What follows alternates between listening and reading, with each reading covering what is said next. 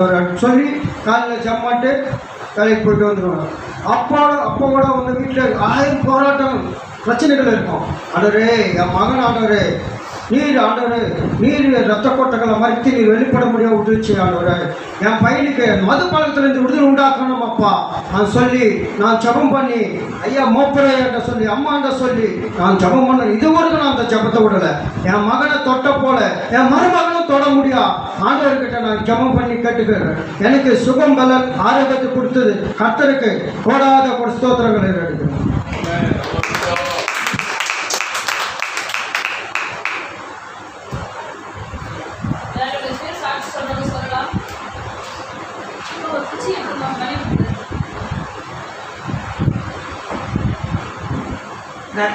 நாமத்துக்கு மகிமை உண்டாவதாக. இந்த வருஷம் ஃபுல்லாக ஆண்டவர் என்னையும் என் பிள்ளைகளையும் பேர பிள்ளைகளையும் மருமகனையும் கர்த்தர் காத்ததுக்காக கொடி சொத்துரும் கொடி நன்றி. அநேக இக்கட்டு நெருக்கம் எல்லாத்துலேருந்து காப்பாற்றினார், அதுக்காக கொடி நன்றி. அது இல்லாமல் ஒரு பெரிய விஷயம், இன்னைக்கு மருமகன் வந்து சாட்சி சொன்னார். அவர் புற ஜாதியாக இருந்தார், மக கல்யாணம் பண்ணியாச்சு. ஆண்டவர் இடத்துல வந்து நான் கேட்கும்போது அம்மா மூலியமாக ஆண்டவர் பேசினார். இல்லை நான் அவனை தொட மாட்டேன், காரணம் நீக்கப்படலை அப்படின்னு சொன்னார். நான் விடவே இல்லை. 5 வருஷம் ஆகுது.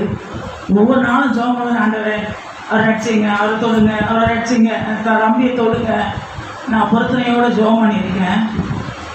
எந்த பொறுத்தனும் நான் நகை எதுவும் போட மாட்டேன் ஆண்டவரை, நீங்கள் அவரை தொடுங்க, நான் சாட்சியாக நிற்கிறேன் அப்படின்னு.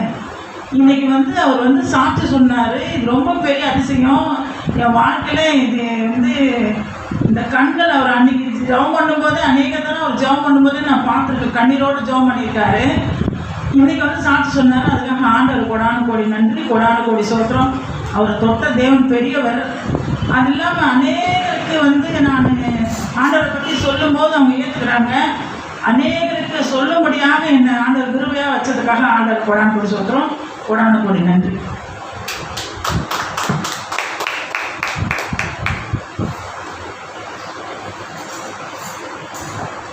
நாமத்துக்கு சொல்கிறோம். இந்த ஒரு வருஷமாக ஆண்டவர் எங்கள் கூட இருந்து வயிறு நடத்துகிறாரு.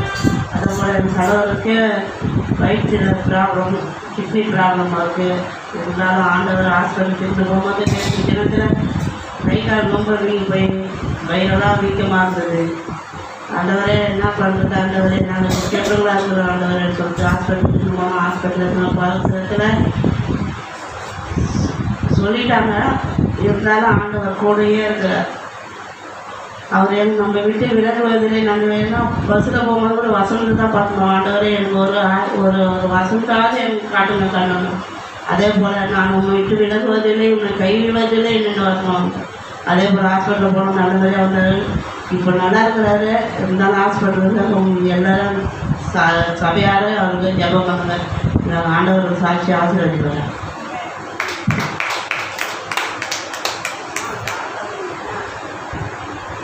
பரிசுத்தநாமத்துக்கு ஸ்தோத்திரம். கடந்த ஆண்டுகள் முழுவதும் கர்த்தர் என்னை காத்திருந்ததுக்காக நன்றி. என் குடும்பத்தையும் பாதுகாத்தார். என் தம்பி நல்லபடியாக எக்ஸாம் எல்லாம் முடிச்சுன்னா. அம்மா வந்து பார்த்தீங்கன்னா எனக்கு எல்லா விதத்துலேயும் ஹெல்ப்ஃபுல்லாக இருந்தாங்க. நான் தான் கொஞ்சம் டிஸ்டர்பன்ஸ். ஆனால் ஓரளவுக்கு எனக்கு எல்லாமே துணிமணிகள் தேவைகள் எல்லாம் தான் சந்திக்கப்பட்டது. அதேமாதிரி என்னோடய காலேஜ் எக்ஸாம்ஸ் எல்லாமே அம்மா வந்து கம்ப்ளீட் பண்ணாங்க. கூடவே இருந்து என்னை எழுத வச்சாங்க.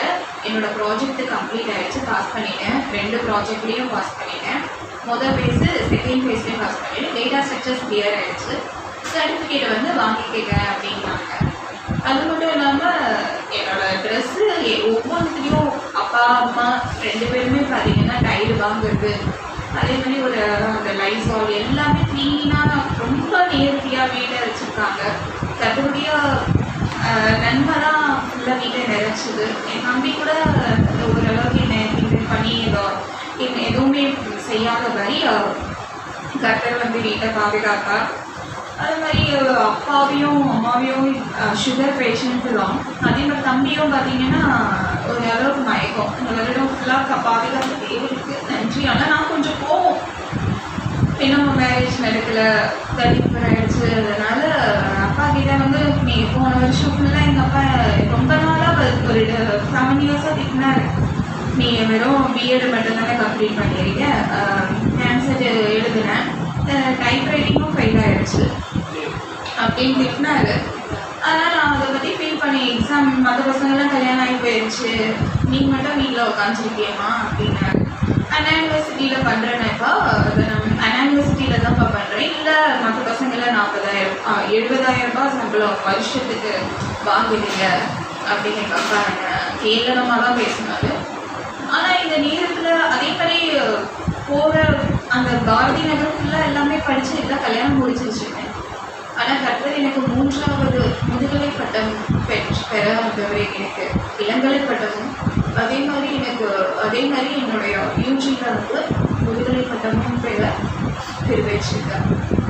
அதனால் கர்த்தருக்கு கொடான கொடி நன்றி. இந்த விதத்தில் ஒரு எஸ்சி கேஸ்ட்டாக நான் இங்கே நிற்கிறேன். அதனால் அது மட்டும் இல்லையா, எந்த பசங்க என்ன கூட படித்த பசங்க யாருமே இன்னொரு 2 டிகிரி கம்ப்ளீட் பண்ணவே முடியல. ஜெயஸ்ரீ எப்படி படித்தா ஏகா படித்தேன்னு ரொம்ப கேட்டாங்க.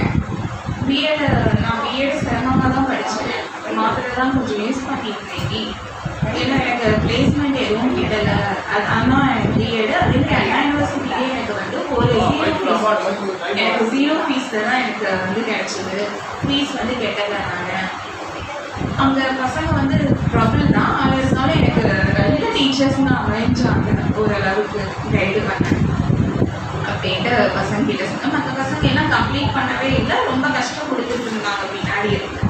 ஆனால் தேவன் நன்மையானவர், நிறைய விதத்தில் ஆண்களை ஹெல்ப் பண்ணி, அதே மாதிரி மற்ற பசங்க சாப்பாடு ஏதாவது தேவைகள் சந்திக்கப்பட்டு அம்மா ரொம்ப கிறிஸ்டின் அம்மா ரொம்ப ப்ரேயர்லாம் வச்சு நிறைய எனக்கு நடுவில் கூட எனக்கு நிறைய ப்ரேயர்லாம் யூஸ் பண்ணி அதே மாதிரி அம்மா அப்பா 2 பேருமே உதவுனாங்க.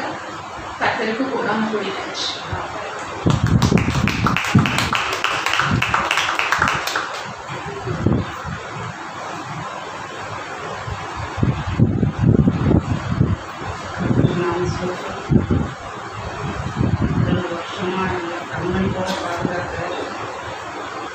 என் கூடவே தாயாக இருந்தும் காக்கணும் எவ்வளோ ஆபத்துகளும் பிரச்சனைகளும் போராட்டம் எல்லாரும் கேள்விகளுமாக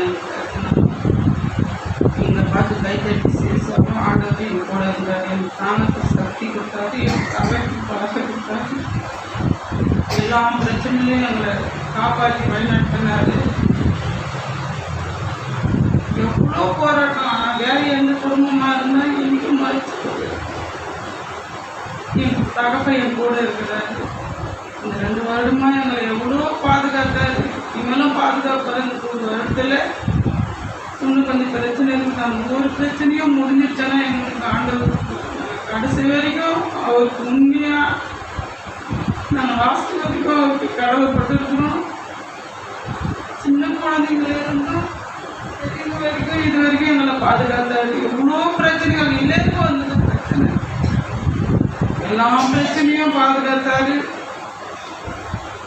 எல்லாருக்கும் தெரியும், எங்கள் குடும்பத்துக்கு ஜெபம் பண்ணுங்க, இந்த பையனுக்கு இந்த பிரச்சனை தீரணும், தீர்ந்து இந்த எல்லா பிரச்சனையும் தீர்ந்து நாங்கள் அடுத்த வருஷம் குடும்பத்தோடு நாங்கள் ஆலயத்துக்கு வரணும். நாங்கள் ஒரு சாட்சியாக நிற்கணும். எல்லோரும் இந்த ஜெபம் பண்ணுங்க, இந்த சிறு சாட்சி.